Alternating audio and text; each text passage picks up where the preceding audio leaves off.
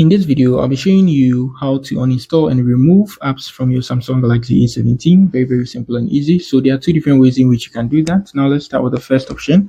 So you just long press the app here. And after long pressing, you just long press it. After long pressing, you see the option there, uninstall. When you tap on the uninstall, you just uninstall it. You see the arrow on your screen, good. Or you can move to your settings. Let's move to our settings here. And then we move to our apps. So we have to search apps here. Search that. Good. And we have apps pop up. The first option, expand that.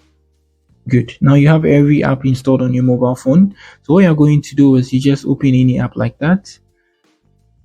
And you can see uninstall at the bottom of the options. If you can install it, you see uninstall.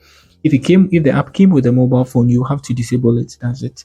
So that's it on how you remove, disable, and uninstall apps on your Samsung Galaxy A17. If you are new here, give me a like and subscribe to the channel. Peace.